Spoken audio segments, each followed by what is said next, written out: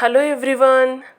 Previous వీడియోస్లో మనం ప్రతి ఒక్క బ్యాంక్ తన ఎన్డిటిఎల్ అంటే నెట్ డిమాండ్ అండ్ టైమ్ లయబిలిటీస్లో కొంత పర్సంటేజ్ని సిఆర్ఆర్ అండ్ ఎస్ఎల్ఆర్ ఫామ్లో రిజర్వ్ చేయాలి, అది మ్యాండేటరీ అని చూసాం.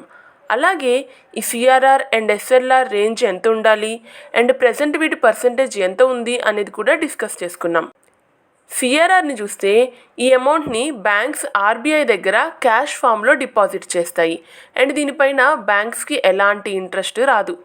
అదే ఎస్ఎల్ఆర్ అనుకోండి, బ్యాంక్స్ ఆ ఎస్ఎల్ఆర్ పర్సంటేజ్ని క్యాష్, గోల్డ్ అండ్ ఎస్ఎల్ఆర్ సెక్యూరిటీస్లో ఇన్వెస్ట్ చేయొచ్చు. ఇది ఒక కైండ్ ఆఫ్ ఇన్వెస్ట్మెంట్ కాబట్టి బ్యాంక్స్ ఈ మనీ పైన ఇన్కమ్ ఎర్న్ చేస్తాయి. సో సిఆర్ఆర్ అండ్ ఎస్ఎల్ఆర్ రిక్వైర్మెంట్స్ని ఫుల్ఫిల్ చేశాక బ్యాంక్ దగ్గర రిమైనింగ్ ఎంత అమౌంట్ అయితే ఉంటుందో దాన్ని కస్టమర్స్కి లోన్స్ కింద ఇస్తారు. బ్యాంక్స్ యొక్క మెయిన్ ఇన్కమ్ సోర్స్ ఇదే. అందుకే ఎస్ఎల్ఆర్, సిఆర్ఆర్ పోగా మిగిలిన మనీని మ్యాక్సిమం లోన్స్ ప్రొవైడ్ చేయడానికే చూస్తారు. కానీ మోస్ట్ ఆఫ్ ద టైం ఇలా కుదరదు. బ్యాంక్స్ దగ్గర కొంత మనీ ఐడిల్గా ఉండిపోతుంది. బ్యాంక్స్ అయితే లోన్స్ ఇవ్వడానికి రెడీగానే ఉంటారు, బట్ తీసుకోవడానికి ఈ కస్టమర్స్ కూడా అవైలబుల్లో ఉండాలి కదా. సో బ్యాంక్స్ దగ్గర ఉన్న మనీని 2 పార్ట్స్లోకి డివైడ్ చేస్తారు. ఫస్ట్ పార్ట్ కస్టమర్స్కి లోన్గా ఇచ్చిన మనీ అండ్ సెకండ్ పార్ట్ అలా ఐడిల్గా ఉండిపోయిన మనీ. ఈ ఐడిల్గా ఉండిపోయిన డబ్బుని బ్యాంకులు గవర్నమెంట్ సెక్యూరిటీస్లో ఇన్వెస్ట్ చేస్తారు, బికాస్ వీటిపైన కొంత ఇంట్రెస్ట్ అయినా వస్తుంది. అలా ఐడిల్గా ఉండిపోతే ఉపయోగం ఏమి ఉండదు కదా. ఓకే, బాగానే ఉంది. మరి సడన్గా ఒక కొత్త కస్టమర్ వచ్చి లోన్ అడిగితే ఎలా? బ్యాంక్ ఎక్కడి నుంచి తెచ్చిస్తుంది? సో ఈ కేసులో బ్యాంక్ ఏం చేస్తుందంటే తమ దగ్గర ఉన్న గవర్నమెంట్ సెక్యూరిటీస్ని ఆర్బీఐకి ఇస్తుంది. ఆర్బీఐ వీటిని కొలేటరల్గా కన్సిడర్ చేసి బ్యాంక్స్కి షార్ట్ టర్మ్ లోన్స్ ఇస్తుంది. ఈ లోన్స్ని రెపో రేట్ పైన ఇస్తారు. ఈ కాన్సెప్ట్ని మనం ప్రీవియస్ వీడియోలో ఆల్రెడీ డీటెయిల్డ్గా కవర్ చేసుకున్నాం. ఈ విధమైన లోన్స్లో ఒక రీపర్చేజ్ అగ్రిమెంట్ని తయారు చేస్తారు. దాన్నే షార్ట్ ఫామ్లో రెపో అంటారు అని కూడా చూసాం. సో ఈ విధంగా బ్యాంక్స్ తమ కస్టమర్స్ యొక్క లోన్ రిక్వైర్మెంట్స్ని ఫుల్ఫిల్ చేస్తారు. కానీ ఇక్కడ ఒక కండిషన్ ఉంది. అదేంటంటే ఆర్బీఐ ఒక బ్యాంకుకి తన ఎన్డిటిఎల్లో కేవలం 0.25% అమౌంట్ని మాత్రమే రెపో రేట్ పైన లోన్గా ఇవ్వగలదు. ఒకవేళ బ్యాంకుకి అంతకన్నా ఎక్కువ మనీ కావాల్సి వస్తే టర్మ్ రెపో పైన రైజ్ చేయొచ్చు. ఈ టర్మ్ రెపో యొక్క లిమిట్ 0.75%. అంటే ఏదైనా బ్యాంక్ యొక్క ఎన్డిటిఎల్ ఫర్ సపోజ్ 2000 crores అయితే ఆ బ్యాంక్ 5 crores లోన్ని రెపో రేట్ ప్రకారం, దానికి పైన 15 crores టర్మ్ రెపో రేట్ ప్రకారం లోన్గా తీసుకోవచ్చు. టర్మ్ రెపో యొక్క ఇంట్రెస్ట్ రేట్ ఆక్షన్ని బట్టి నిర్ణయిస్తారు. సో ఈ విధంగా బ్యాంక్స్ ఆర్బీఐకి 20 crores విలువ చేసే సెక్యూరిటీస్ని ఇచ్చి 20 crores రూపీస్ని లోన్గా తీసుకోవచ్చు అండ్ ఆ వచ్చిన కస్టమర్కి లోన్ ప్రొవైడ్ చేయొచ్చు. బట్ ఒక్కవేళ లోన్ డిమాండ్ అనేది 20 crores కాకుండా 40 crores అయితే ఇలాంటి సిచ్యువేషన్లో బ్యాంక్స్ దగ్గర ఏమైనా ఆప్షన్ ఉందా? Because repo rate and term repo rate పైన అయితే 1% ఆఫ్ ఎన్డిటిఎల్ కన్నా ఎక్కువ లోన్ దొరకదు. సో ఇలాంటి కేసులోనే మార్జినల్ స్టాండింగ్ ఫెసిలిటీ అంటే ఎంఎస్ఎఫ్ అనేది పిక్చర్లోకి వస్తుంది. ఈ ఫెసిలిటీ ద్వారా బ్యాంక్స్ వాళ్ళు ఎస్ఎల్ఆర్ సెక్యూరిటీస్ కింద కొన్ని సెక్యూరిటీస్ కొనుంటారు కదా, వాటిని ఆర్బీఐకి కొలేటరల్గా ఇచ్చి ఆర్బీఐ నుంచి షార్ట్ టర్మ్ లోన్స్ని తీసుకోవచ్చు. మోస్ట్లీ ఎంఎస్ఎఫ్ని ఓవర్ నైట్ బారోయింగ్స్ కోసమే యూస్ చేస్తారు. ఈ లోన్స్కి ఆర్బీఐ ఎంత వడ్డీ రేట్లు అయితే ఛార్జ్ చేస్తుందో ఆ రేట్నే ఎంఎస్ఎఫ్ రేట్ అని అంటారు.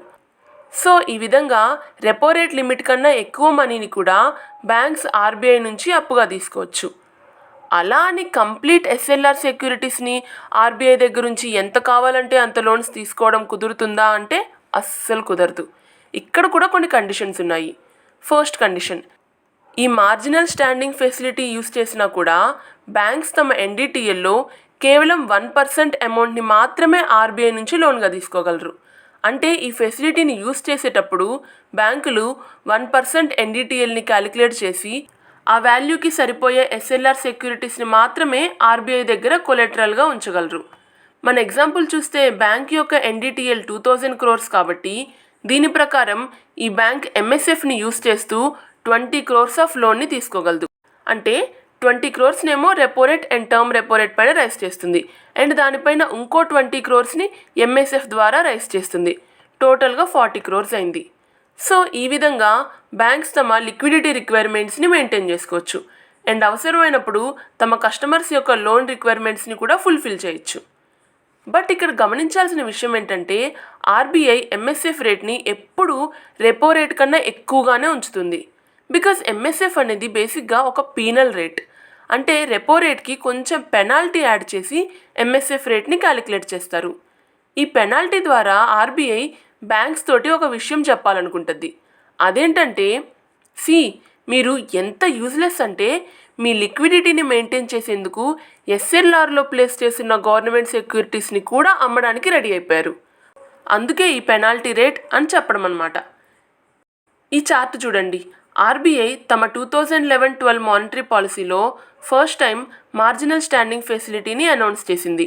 అప్పటి నుంచి ఇప్పటి వరకు ఆర్బీఐ ఎంఎస్ఎఫ్ రేట్ని ఎప్పుడూ రెపో రేట్ కన్నా ఎక్కువగానే ఉంచింది. దీని రీజన్ ఏంటి అనేది మనం ఆల్రెడీ చూసాం. ఇంకా ఇక్కడ ఇంకో విషయం అబ్జర్వ్ చేయొచ్చు. ఎంఎస్ఎఫ్ అండ్ రెపో రేట్ మధ్య ఉన్న డిఫరెన్స్ సేమ్గా లేదు. బట్ ఇనీషియల్గా ఎంఎస్ఎఫ్ని లాంచ్ చేసినప్పుడు రెపో రేట్ అండ్ ఎంఎస్ఎఫ్కి మధ్య 1% డిఫరెన్సే ఉండేది. అంటే ఎంఎస్ఎఫ్ రెపో రేట్ కన్నా 1% ఎక్కువగా ఉండేది. బట్ జూలై 2013 నుంచి డిసెంబర్ 2013 వరకు చూస్తే ఎంఎస్ఎఫ్ అండ్ రెపో రేట్ మధ్య డిఫరెన్స్ ఆల్మోస్ట్ 3% ఉంది. మళ్ళీ ఈ గ్యాప్ని రెడ్యూస్ చేసి 1%కి తీసుకొని వచ్చారు. అండ్ ప్రెజెంట్ రేట్స్ చూస్తే రెపో వచ్చేసి 6.5% ఉంటే ఎంఎస్ఎఫ్ 6.75% ఉంది.